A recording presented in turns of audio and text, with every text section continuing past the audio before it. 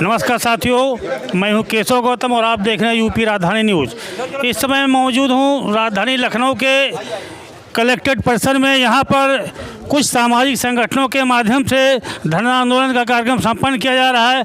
आइए जानकारी लेते हैं आज इस धरना प्रदर्शन के पीछे आपका क्या उद्देश्य है। तो सर, सबसे पहले मैं आपका परिचय जानना चाहूँगा। देखिए, मैं पेशे से वकील हूँ, कई सामाजिक संगठनों से जुड़ा रहा हूँ। इस समय भारतीय मूल निवासी संयुक्त मोर्चा का अध्यक्ष हूँ, सामाजिक परिवर्तन सभा का अध्यक्ष हूँ। सर, आज जो ये प्रदर्शन कर रहे हैं इसके पीछे आपका क्या उद्देश्य है? हमारा उद्देश्य बहुत साफ सुथरा है कि भारतीय संविधान में सबको धार्मिक स्वतंत्रता का अधिकार प्राप्त है, अपने धर्म का प्रचार प्रसार करने का अधिकार है, अपने धर्म की गतिविधियों को आगे बढ़ाने का अधिकार है। गिरजाघर ईसाइयों का है, गुरुद्वारा सिखों का है, मठ और मंदिर हिंदुओं के हैं, तो बौद्ध विहार बौद्धों के हैं, जैन मंदिर जैनियों के हैं।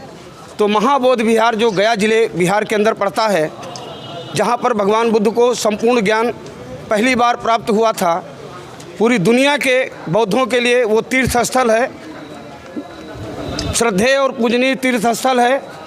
वहाँ पर 1949 में 1947 में 15 अगस्त 1947 को देश आज़ाद हुआ। माफ़ करिएगा, 47 से 52 के बीच में बड़े खेल हुए हैं। चाहे साकेत जिसे आप रामलला का मंदिर कहते हो, ये भी भगवान बुद्ध की धरती थी। साकेत जब राम जन्मभूमि बाबरी मस्जिद के अवशेषों के लिए खुदाई का काम हुआ तो वहाँ पर भी भगवान बुद्ध के तमाम अवशेष मिले। साकेत तो हमारे हाथ से चला गया।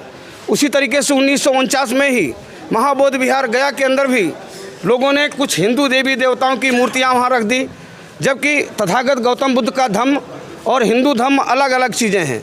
अगर कोई ये कहता है कि हिंदू धर्म से निकल के बौद्ध धर्म बना है तो हमारा अधिकार बनता है, तो सिख धर्म भी तो बौद्ध धर्म से अलग हटके बना है, इनकी औकात है, वहाँ जाके पूजा कर लें, यहाँ पिंडदान कर लें। जैन धर्म भी तो बौद्ध धर्म से अलग हटके ही बाद हिंदू धर्म से अलग हटके ही गठित हुआ, इनकी औकात है, वहाँ चले जाएं। लेकिन सिर्फ बौद्धों को सताने का, चूँकि बुद्ध जो है युद्ध नहीं चाहते, बुद्ध शांति चाहते हैं, बुद्ध शांति चाहते हैं, इसलिए इन लोगों ने वहाँ पर कब्जा कर लिया।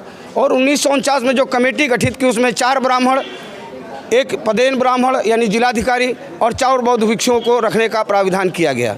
अब वहाँ पर उसी साजिश के तहत बाकायदा हिंदू देवी देवताओं की कुछ मूर्तियाँ रख दी गई, एक पत्थर को लाके शिवलिंग बता दिया गया और शिवलिंग के आधार पर अब वहाँ पूजा पाठ, हवन, पिंडदान, मोक्ष, पता नहीं क्या क्या कौन से गतिविधियाँ होने लगी हैं।